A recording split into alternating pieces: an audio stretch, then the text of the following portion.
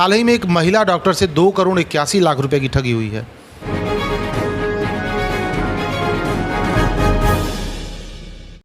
आधुनिकता का दौर है, जैसे जैसे तकनीकियां बढ़ती जा रही हैं वैसे वैसे साइबर अपराधियों को भी रोज़ नए नए तरीके मिल जा रहे हैं और लोगों से ठगी कर रहे हैं। आजकल डिजिटल अरेस्ट नाम का स्कैम चल रहा है। डिजिटली रूप से आपको गिरफ्तार कर लिया जाता है, आप ही के घर में, आप ही के कमरे में आपको कैद कर दिया जाता है और तब तक आपको कैद रखेंगे जब तक कि आपके सारे अकाउंट वो खाली नहीं कर देंगे।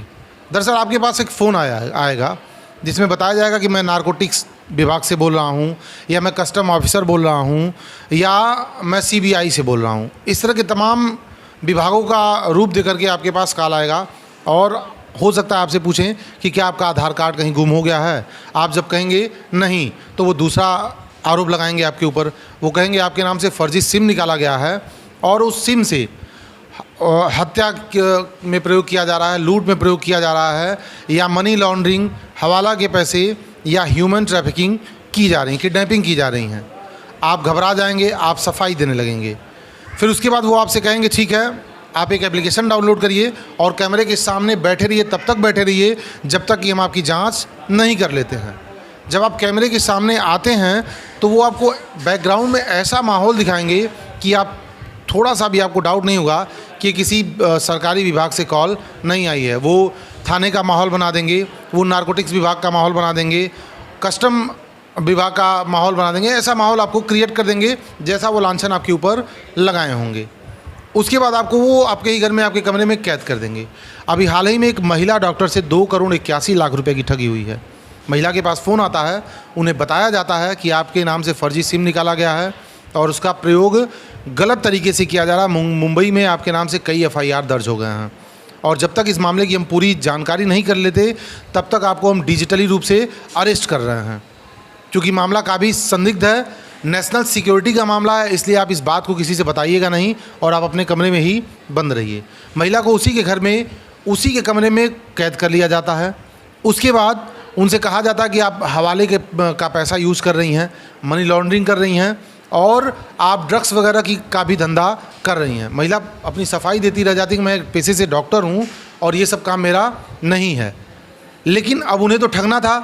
वो कमिश्नर से बात कराते हैं, जज से, यहाँ तक कि अब सोचिए कोर्ट का माहौल भी उन सबों ने तैयार कर दिया था। ऑनलाइन कैमरे पे इनकी सुनवाई हो रही थी, जज बैठा हुआ था, वकील था और लोग बैठे हुए थे। इनके मामले की सुनवाई की जा रही थी। इनके नाम से कई फर्जी वारंट इनको इशू किए गए थे, इनके व्हाट्सएप पे भेजे गए थे तमाम विभागों के नाम से, सारे के सारे फर्जी थे। महिला काफ़ी घबरा गई। अंतिम निर्णय ये आता है, महिला से लोग कहते हैं कि ऐसा है, आपके अकाउंट में जितने भी पैसे हैं, जितने अकाउंट आपके हैं, वो सारे पैसे आप आरबीआई में ट्रांसफ़र करिए। आपके मामले की जांच हम कर लेंगे, तो अगर आपका पैसा सही है तो आपको सारे पैसे वापस हो जाएंगे, अन्यथा आपको एक भी पैसे नहीं मिलेंगे। महिला डरी हुई थी, वो 2 करोड़ 81 लाख रुपए ट्रांसफ़र कर देती हैं।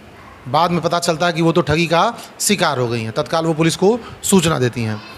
राजस्थान के जयपुर में भी किसी महिला से 70 लाख रुपए इसी तरह से डिजिटली रूप से अरेस्ट करके लूट लिया गया और ठग लिया गया।